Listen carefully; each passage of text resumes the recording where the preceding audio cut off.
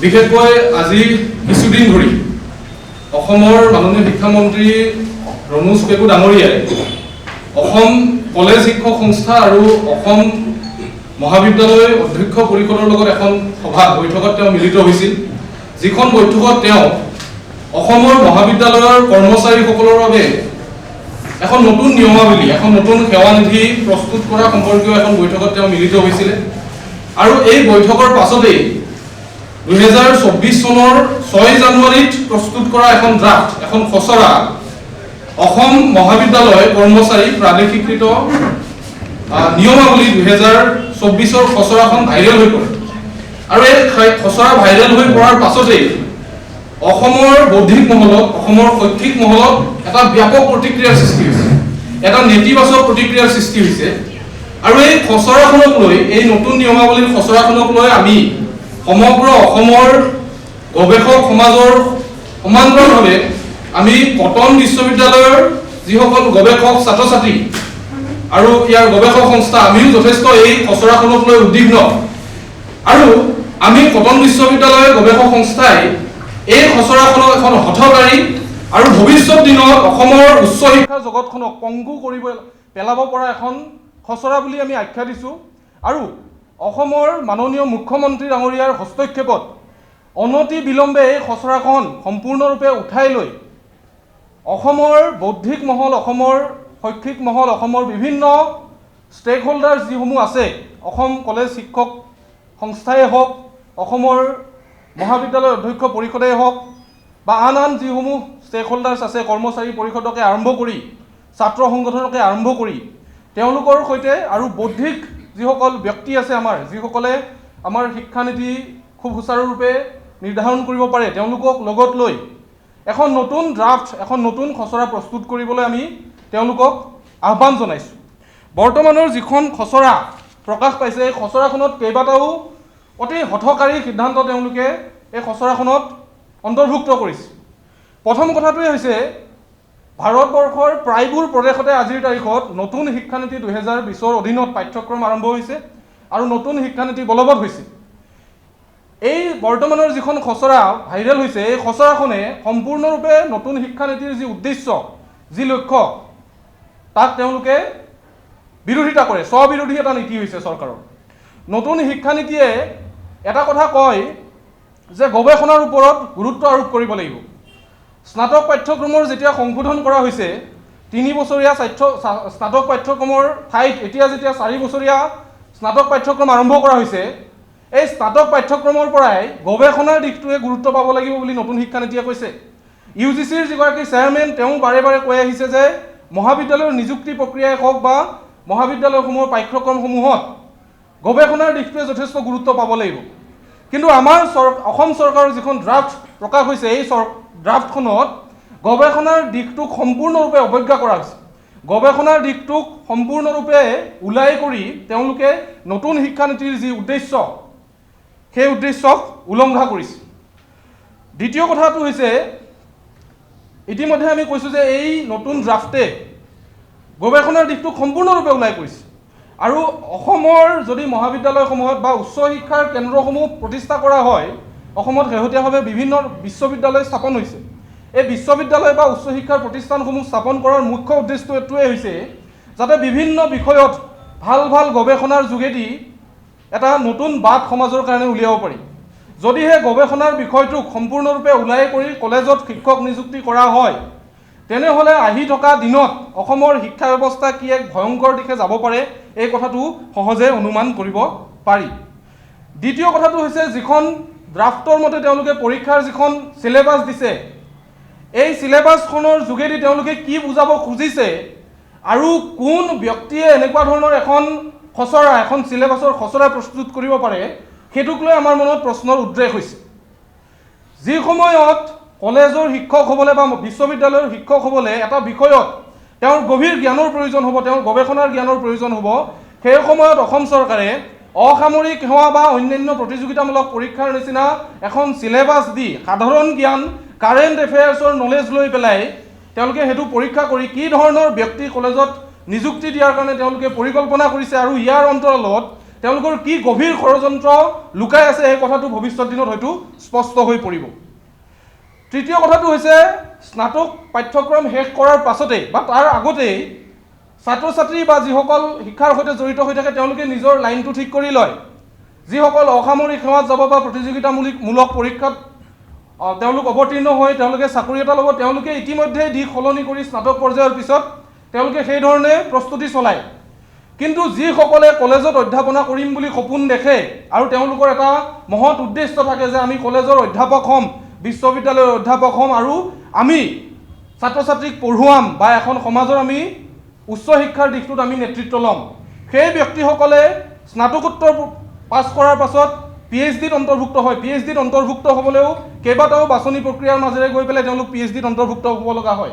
তাৰপাছত তেওঁলোকে নেট স্লেটৰ পৰীক্ষাত উত্তীৰ্ণ হ'ব লগা হয়। তাৰ পাছতহে তেওঁলোকক যোগ্য বুলি বিবেচিত কৰা হয়, তেওঁলোকে যোগ্যতা অৰ্জন কৰে এপ্লাই কৰিবলৈ। তেনেস্থলত এই যিসকল ব্যক্তি বা যিসকল গৱেষক যিসকলে গৱেষণা কৰি আছে বা যিসকলৰ ইতিমধ্যে সম্পূৰ্ণ হৈছে তেওঁলোকৰ 5-6 বছৰীয়া এটা পৰিক্ৰমা য'ত তেওঁলোকৰ শাৰীৰিক মানসিক শ্ৰম জড়িত হৈ থাকে, তেওঁলোকৰ সপোন জড়িত হৈ থাকে, তেওঁলোকৰ দক্ষতা জড়িত হৈ থাকে, য'ত তেওঁলোকে সময় খৰচ কৰে, য'ত তেওঁলোকে অৰ্থ ব্যয় কৰে, এই ব্যক্তিসকলক বঞ্চিত কৰাৰ এটা ষড়যন্ত্ৰ তেওঁলোকৰ চলিছে নেকি? এই প্ৰশ্নটো আমি সংবাদ মাধ্যমৰ যোগেদি অসমৰ মাননীয় মুখ্যমন্ত্ৰী ডাঙৰীয়া, শিক্ষামন্ত্ৰী ডাঙৰীয়া আৰু উচ্চ শিক্ষা বিভাগক আমি এই প্ৰশ্নটো কৰিছোঁ।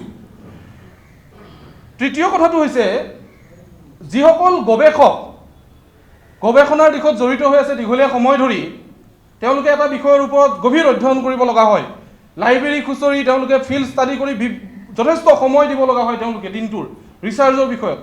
তাৰ পাছত তেওঁলোকক যদি এনেকুৱা এটা হঠকাৰী পৰীক্ষাত বহিবলৈ বাধ্য কৰোৱা হয় যিটোৰ কাৰণে প্ৰিপাৰেশ্যন কৰিবলৈ অন্য আৰু এবছৰমান সময়ৰ প্ৰয়োজন হ'ব, এইটো তেওঁলোকৰ ওপৰত এটা বোজাৰ সৃষ্টি কৰা হ'ব আৰু তেওঁলোকৰ কাৰণে এটা অন্যায় হ'ব।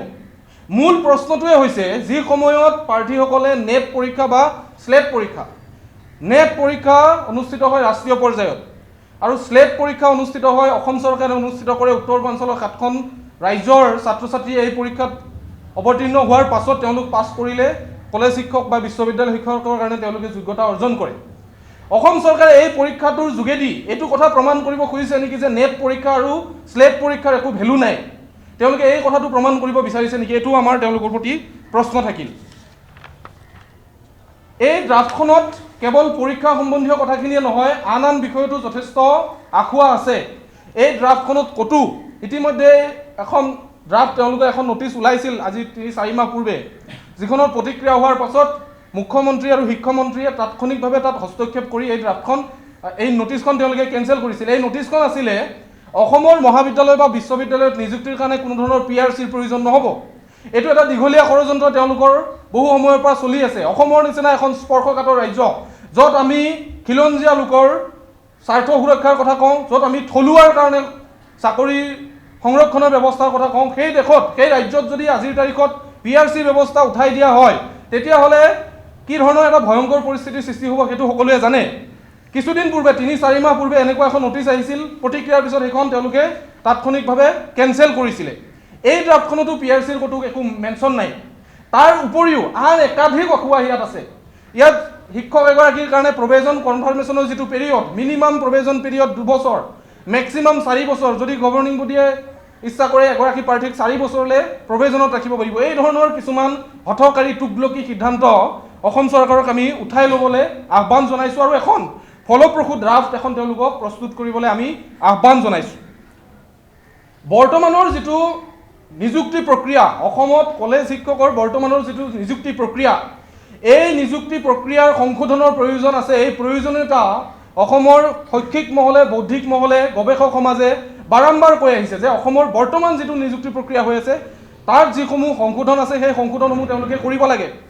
এই বৰ্তমানৰ প্ৰক্ৰিয়াটোৰ এটা মূল সমস্যা হৈছে যে যিটো ইভালুৱেশ্যন পেটাৰ্ণ, ইউনিভাৰ্চিটি বিশ্ববিদ্যালয় অনুসাৰে যিটো মূল্যায়ন পদ্ধতি সেইটো পৃথক হয়। আৰু সময় যোৱাৰ লগে লগে আমি যদি 2010 চনমানৰ পৰা চাওঁ, 2010 চনৰ পৰা ছেমিষ্টাৰ ছিষ্টেম আৰম্ভ নোহোৱালৈকে এটা বেলেগ মূল্যায়ন পদ্ধতি আছিলে। ছেমিষ্টাৰ ছিষ্টেম আৰম্ভ হোৱাৰ পাছত ক'ভিডৰ সময়খিনিলৈকে মূল্যায়ন পদ্ধতিটো আৰু পৰিৱৰ্তন হৈছে। ক'ভিডৰ পিছৰ পৰা মূল্যায়ন পদ্ধতিত আৰু সলনি হৈছে। গতিকে এই 3-4 ধৰণৰ মূল্যায়ন পদ্ধতিত আৰু বিশ্ববিদ্যালয় মানে অনুসৰি তেওঁলোকৰ মূল্যায়ন বেলেগ বেলেগ হয়। কিছুমান বিশ্ববিদ্যালয়ত যথেষ্ট নম্বৰ পাবলৈ সক্ষম হয়, কিছুমান বিশ্ববিদ্যালয়ত তাৰ তুলনাত কমকৈ নম্বৰ ল'ৰা ছোৱালীয়ে পায়।